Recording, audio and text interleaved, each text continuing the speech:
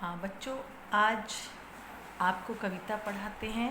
कवयित्री ललदियत के वाक। वाक का अर्थ होता है वाणी। जैसे कबीरदास जी ने अपनी वाणी में समाज की बुराई और ईश्वर को प्राप्त करने के जो मार्ग हैं वो बताए हैं, ऐसे ही कवयित्री ललदियत ने भी बताया है कि ईश्वर कैसे प्राप्त होगा, उनके मन में क्या जिज्ञासा है, वो सारा तो देखते हैं। इनके वाक यानी वाणी कवयित्री ये कश्मीर की हैं और इन्होंने ईश्वर को पाने के लिए क्या प्रयास किया है, उससे संबंधित जो अपने विचार हैं वो इन पदों में दिए हैं, इन वाणी में दिए हैं। रस्सी कच्चे धागे की खींच रही मैं नाव, जाने कब सुन मेरी पुकार, करे देव भवसागर पार। कवयित्री ललदियत कहती हैं कि रस्सी कच्चे धागे की, ये जो हमारे सांस है, जो हम सांस लेते हैं, ये क्या है, कच्ची रस्सी के जैसे है। जैसे कच्ची रस्सी कभी भी टूट सकती है, ऐसे ही हमारी सांस कभी भी रुक सकती है अर्थात हम कभी भी मर सकते हैं। खींच रही मैं नाव का है शरीर को। कवयित्री कहती है कि मैं नाव रूपी शरीर को सांसों के कच्चे धागे से खींच रही हूँ। सांस को का है कच्चे धागा और शरीर को का है नाव। कह रहे हैं कि मैं शरीर रूपी नाव को सांसों की कच्ची रस्सी से खींच रही हूँ। नहीं पता ये कब जो है मेरा जीवन समाप्त हो जाए। जाने कब सुन मेरी पुकार, करे देव भवसागर पार। मैं ईश्वर से प्रार्थना कर रही हूँ, पता नहीं भगवान कब मेरी प्रार्थना को स्वीकार करेंगे और मुझे भवसागर संसार रूपी सागर से पार उतार देंगे, अर्थात मुझे मुक्ति प्रदान कर देंगे। पानी टपके कच्चे सकोरे, व्यर्थ प्रयास हो रहे मेरे। अपने शरीर को उन्होंने कच्चा बर्तन कहा है कि हमारा शरीर किससे बना है, मिट्टी से बना है। तो कह रहे हैं कि कच्ची मिट्टी की तरह, जैसे हम कच्ची मिट्टी में पानी डालते हैं तो वो धीरे धीरे रिस जाता है, वैसे ही कह रहे हैं कि मेरे जीवन में जो मेरा जीवन है वो कच्ची मिट्टी के सकोरे की तरह है और ये धीरे धीरे कम होता जा रहा है। व्यर्थ प्रयास हो रहे मेरे, और ईश्वर को पाने के लिए जो मैं प्रयास कर रही हूँ, व्रत कर रही हूँ, उपासना कर रही हूँ, वो सब मेरे बेकार हो रहे हैं। जी में उठती रह हुक का अर्थ होता है पीड़ा। घर जाने की चाह है मेरे घेरे। घर का है कवयित्री ने भगवान के घर को, कि मेरे मन में बार बार हुक उठती है, पीड़ा उठती है कि मैं किसी तरह जल्दी से ईश्वर के घर पहुंच जाऊं, क्योंकि हम सब कहाँ से आए हैं, उस ईश्वर के पास से ही आए हैं और जाना कहाँ है, हमें वापस उसी ईश्वर के पास जाना है। तो यहाँ कवयित्री ने घर का है ईश्वर के पास जाने को। दूसरा पद देखिए, खा खाकर कुछ पाएगा नहीं, न खाकर बनेगा अहंकारी। कवयित्री कहती है कि हे मनुष्य, तू स्वादिष्ट व्यंजन खाएगा तो तू ईश्वर को, ज़्यादा स्वादिष्ट व्यंजन खाकर भी ईश्वर की प्राप्ति नहीं है कि हम ये सोचें हम बहुत अच्छा फल मेवा मिष्ठान खाएंगे तो हम ईश्वर प्राप्त हो जाएंगे। न खाकर बनेगा अहंकारी। और यदि हम खाते नहीं हैं, व्रत करते हैं, उपासना करते हैं, तो हमारे मन में अहंकार आ जाएगा कि हमने ईश्वर के लिए उपासना करी, आज व्रत किया है, कुछ खाया नहीं है, तो ये अहंकार की भावना आ जाएगी। सम खा तभी होगा संभावी। तो कवयित्री कहती हैं क्या खा, सम का मतलब समान, कि तू सबको समान नज़रों से देख, समान भाव से देख, तभी तेरे अंदर जो है वो सबके प्रति प्रेम और अपनेपन का भाव पैदा होगा।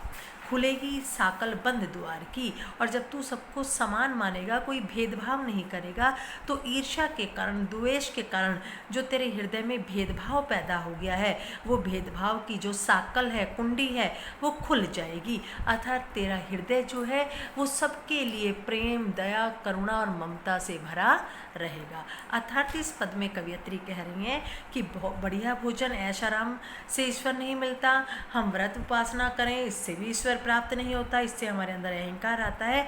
हमें क्या करना चाहिए, सबके प्रति प्रेम, दया, सहानुभूति का भाव रखना चाहिए, ताकि हमारे हृदय में किसी के प्रति साकल ना लगी हो, द्वेष के कारण किसी दूसरे के लिए हमारे मन में ईर्ष्या का भाव ना हो, सबके लिए प्रेम हो, ये बताना चाहती हैं। तीसरा पद है हमारा, आई सीधी राह से गई न सीधी राह, सुसुम सेतु पर खड़ी थी बीत गया दिन आहा। ये बहुत अच्छी पंक्तियां हैं। आई सीधी राह से, सीधी राह सीधा रास्ता, गई न सीधी राह, गई तो सीधा रास्ता नहीं था, कहाँ से आई? भगवान के पास से। कवियत्री कह रही है कि जब मैं भगवान के पास से आई थी तो मेरे मन में छल कपट ईर्ष्या द्वेष कुछ भी नहीं था। छोटा बच्चा होता है ना, तो उसमें कोई ईर्ष्या कपट नहीं होता। तो कवियत्री भी कह रही है कि जब मैं भगवान के पास से आई थी तो मेरे अंदर छल कपट ईर्ष्या कुछ नहीं था। गई न सीधी राह, और जब मैं मरने के बाद ईश्वर के पास गई तो जो मेरे अंदर छल कपट बेईमानी ईर्ष्या बहुत सारी बुराइयां थी मेरे अंदर। सुषुम सेतु पर खड़ी थी बीत गया दिन आहा। सुषुम सेतु का अर्थ है योग साधना, है ना। जैसे सुषुम्ना नाड़ी होती है ना, उससे अपने संयम में करके हम योग साधना करते हैं। तो उसी को कवियत्री ने कहा है कि मैं सुषुम सेतु पर खड़ी थी, अर्थात योग साधना से ईश्वर को पाने का प्रयास करी थी, लेकिन मेरा सारा दिन व्यर्थ चला गया, अर्थात जो मेरा प्रयास था वो बेकार हो गया। जेब टटोली कोड़ी न पाई, मांझी को दू क्या उतराई। जेब टटोली कोड़ी ना पाई, कोड़ी का अर्थ होता है पैसा, कि जब मैं इस संसार रूपी सागर से पार ईश्वर के पास गई और मैंने अपनी जेब टटोली तो मेरे पास एक भी पैसा नहीं था। ईश्वर को पैसा नहीं चाहिए। यहाँ कवियत्री क्या कहना चाहती हैं? कवियत्री कहना चाहती हैं कि जब मैं इस संसार से गई तो भगवान ने मेरे से हिसाब मांगा कि ला दे मेरे को हिसाब, तूने कौन से अच्छे कर्म किए हैं। सदकर्म कह दो या अच्छे कर्म एक ही बात है। लेकिन कवियत्री कहती है कि मेरे को मांझी, मांझी मीन्स भगवान रूपी मांझी को देने के लिए मेरे पास कोई भी अच्छा कर्म नहीं था। अभी एक पद और रह गया है हमारा, ये और बताते हैं। थल थल में बसता है शिव ही। कवियत्री कह रही हैं कण कण में शिव बसते हैं। यहाँ शिव भोले बाबा को नहीं कहा है, यहाँ शिव भगवान को कहा है। जैसे कबीरदास जी ने कहा ना ईश्वर एक है, तो ललदियत भी कहती हैं कि ईश्वर एक है और वो कण कण में बसता है। भेद न कर क्या हिंदू मुसलमान।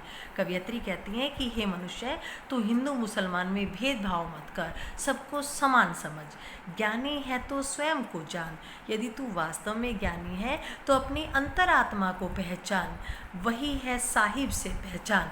जब तू अपने आप को पहचान जाएगा तो साहिब, साहिब करते ईश्वर, तो तू ईश्वर को पहचान जाएगा। अर्थात कवियत्री कहना चाहती हैं हिंदू मुसलमान में भेदभाव को छोड़ करके हमें अपने हृदय में अच्छे विचार, अच्छे भाव और अच्छे कर्म पैदा करने चाहिए, तभी ईश्वर हमारी प्रार्थना सुनते हैं। ओके बेटा, आगे